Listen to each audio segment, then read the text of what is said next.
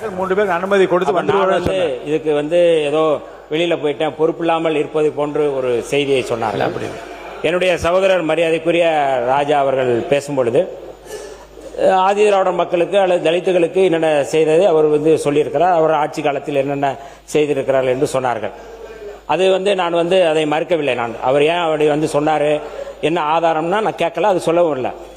ஆனால் வெள்ளிக்கிழமை பேசும்பொழுது மாண்புமிகு முன்னாள் உயர்கல்வித்துறை அமைச்சர் அவர்களாக இருக்கட்டும் அல்லது அதிமுகவுடைய முன்னாள் உயர்கல்வித்துறை அமைச்சராக இருக்கட்டும், அவர்கள் பேசும்பொழுது தலித்தை வந்து நாங்கள் பொது தொகுதியிலே கோயம்புத்தூரில் நிறுத்தினோம் என்று அவர் சொன்னார். அதிமுகவுடைய முன்னாள் உயர்கல்வித்துறை அமைச்சர் பேசும்பொழுது நாங்கள் வந்து திருச்சியிலே நிறுத்தினோம், தலித் எழில்மலையை நிறுத்தினோம் என்று அவர்கள் சொன்னார்கள். நான் இந்த அவையிலே கேட்க வேண்டிய கேள்வி என்பது, நீங்கள் இந்த நிறுத்துவது என்பது கோட்பாட்டு அடிப்படையில் பேசுகிறீர்களா அல்லது பச்சாதாபத்தின் அடிப்படையில் பரிதாபத்தின் அடிப்படையில் இதை சொல்கிறீர்களா? நான் சொல்றேன், நான் சொல்றேன், தயவு செய்து இருங்க இருங்க பேசுறேன், நிக்காதீங்க, உட்காருங்க சார், அமைதியா பாருங்க, எல்லாருக்கும் உட்காருங்க. மாணவ உறுப்பினர் மாணவர் சி வி சண்முகம் உட்காருங்க, உட்காருங்க, நீங்க பேசுங்க, பேசி முடிக்கட்டுங்க, பேசி முடிங்க என்றால் பேசுங்க. பச்சாதாபம் பரிதாபம் அடிப்படையில் தலித்துகளை ஆதி திராவிடவர்களை நீங்க பார்ப்பதாகத்தான் நான் பார்க்கிறேன். ஒன்று. இரண்டாவது செய்தி நான் சொல்றேன், நான் சொல்லி முடிக்கிறேன். இரண்டாவது செய்தி சொல்றேன், இல்ல உண்மையாவே பேசி முடிக்கட்டுங்க. அது இல்ல ஏன் இவ்வளவு பதட்டப்படுற, நான் ஒண்ணுமே கேட்கல, இப்பதான் ஆரம்பிக்கிறேன்.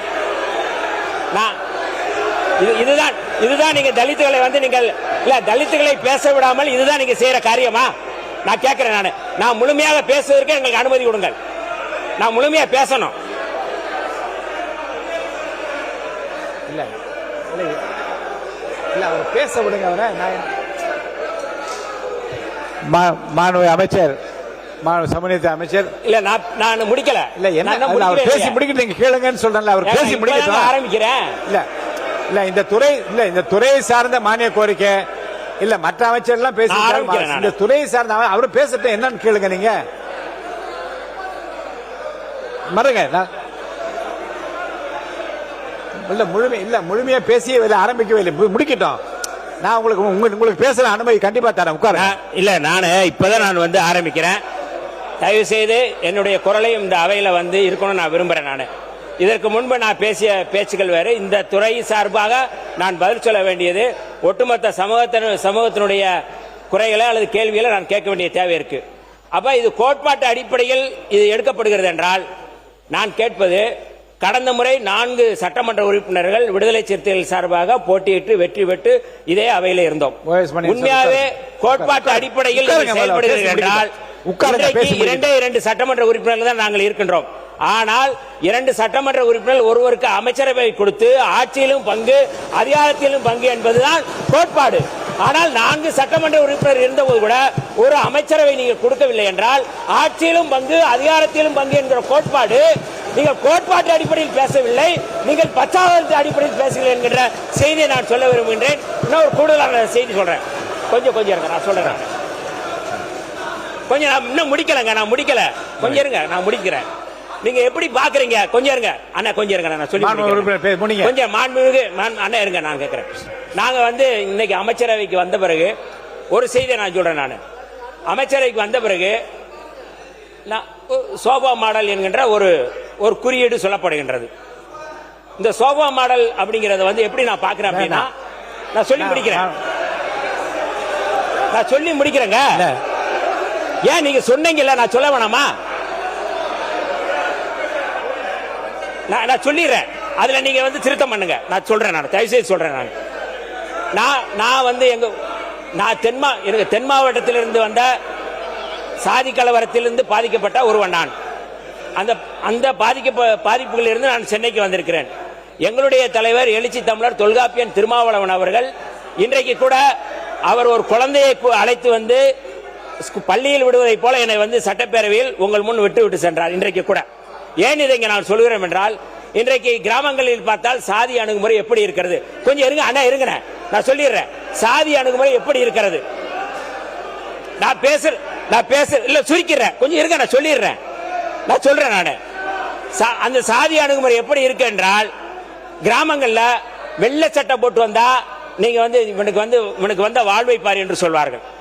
புதிய கார் வாங்கிட்டு வந்தால் இவனுக்கு வந்த வாழ்வு என்று பார்ப்பார்கள்.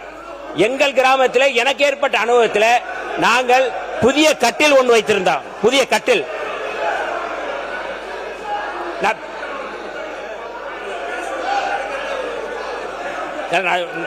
நான் எனக்கு பேசுவதற்கு அனுமதி கொடுக்கணும் சொல்றேன். நான் என்ன சொல்ல முடியுங்க? கோட்பாட்டு அடிப்படையில் நான் பேசுறேன். யாரையும் நான் தனிப்பட்ட முறையில் பேசல. தயவு செய்து திமுக உறுப்பினர்கள், நான் வந்து கோட்பாட்டு அடிப்படையில் பேசுறேன், தனிநபர் அடிப்படையில் பேசல.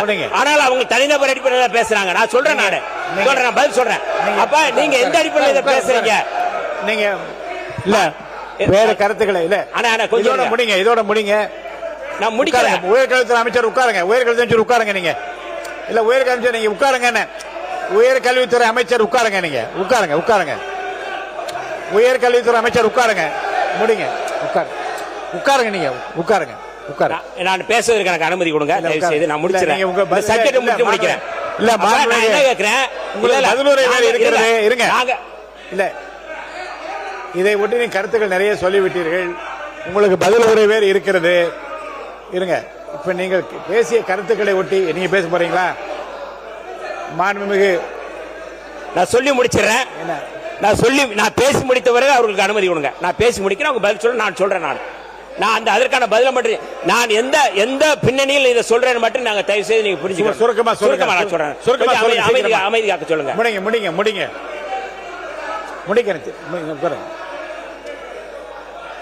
நீங்க முடிங்க. மாண்புமிகு சமூகத்துறை அமைச்சர் முடிங்க. மாண்புமிகு பேரவைத் தலைவர் அவர்களே, நான் இதை ஏன் சொல்கிறேன் என்றால், கிராமத்தில் வந்து சாதி பின்புலத்தில் அல்லது சாதி ஆதிக்கத்தில், பண்ணை ஆதிக்கத்தில் பல செயல்பாடுகள் இருக்கின்றன. நாங்கள் வந்து புதிய சட்டை போட்டா என்ன சட்டை போடுறான், இவன் என்ன புதிய சட்டை போடுறான், வெள்ளை சட்டை போடுறான்னு சொல்லுவாங்க. மாண்புமிகு என்ன சொல்ல வரேங்கிறதா தெரிய வேணாமா? மாண்புமிகு கொஞ்சம் உட்காருங்க. மாண்புமிகு முடிச்சிடலாம்.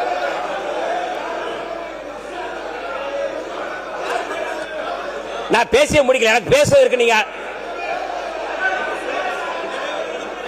மாண்புமிகு அவை முன்னவர் இல்ல. இங்க பாருங்க, இதுவே ஒரு ஒடுக்குமுறை. உட்காருங்க. இதுவே ஒரு உட்காருங்க. உங்களுக்கு உட்காருங்க.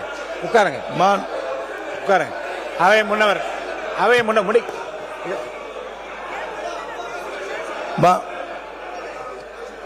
மாண்பு பேரவைத் தலைவர் அவர்களே, அவை முன்னவர் பிடிங்க. உட்காருங்க. மாண்பு சமூகத்தில் உட்காருங்க. அவை முன்னவர் எழுந்து உட்காருங்க. மற்றவங்க எல்லாம் உட்காருங்க. மாண்பு சமூக நலத்துறை அமைச்சர் உட்காருங்க. அவை முன்னவர் பேசுறாங்க. உட்காருங்க. மாண்பு பேரவைத் தலைவர் அவர்களே, சபையின் நடவடிக்கை வேறாக போய்க் கொண்டிருக்கிறது. எல்லோருமே ஆதி திராவிட மக்கள் மீது பற்றும் பாசம் உள்ளவர்கள், அதில் மாற்று கருத்தில்லை. ஆனாலும் நல்லா எல்லாரும் சொல்லிட்டேன். ஆகவேதான் எங்கள் அரசு பொறுப்பேற்றதற்கு பிறகு அவர்களுக்கு கூடுதலாக பல்வேறு பணிகளை ஆற்ற வேண்டும் என்ற ஆர்வத்தோடு தான் நம்முடைய தமிழக வெற்றி கழகத்துடைய தலைவர் தளபதி அவர்கள் விளங்கிக் கொண்டிருக்கிறார் என்பதை மட்டும் நான் வாங்க. முடிச்சிருங்க. நீங்க பேசி முடிங்க. நிறைவு கொண்டு வாங்க. இருங்க. பேரவைத் தலைவர்களே,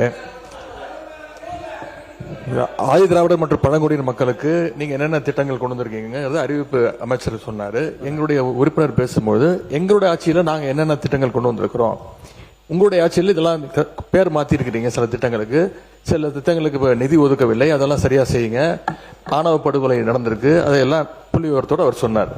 இதற்கு அமைச்சர் அவர்கள் பதில் சொல்லணும்.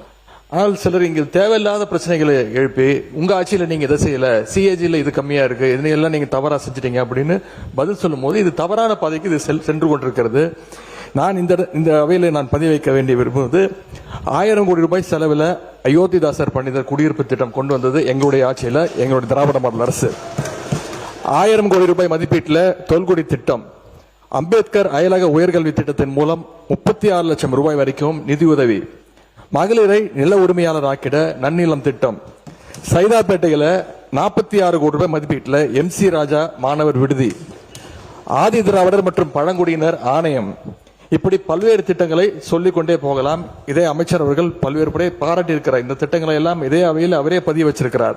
இது எல்லாவற்றுக்கும் மேலாக ஆதி திராவிடர் மற்றும் பழங்குடியின மக்களுக்காக ஒதுக்கப்படுகின்ற அந்த நிதி உரிய முறையில் செலவிடப்படுவதை உறுதி செய்யும் விதமாக ஆதி திராவிடர் மற்றும் பழங்குடியினர் மேம்பாட்டு செயல் திட்டம் சட்டம் 2024 அதை நிறைவேற்றம் செய்தது எங்களுடைய முதலமைச்சர் எங்களுடைய திராவிட மாடல் ஆட்சி என்பதை இங்கே பதிய வைக்க விரும்புகிறேன்.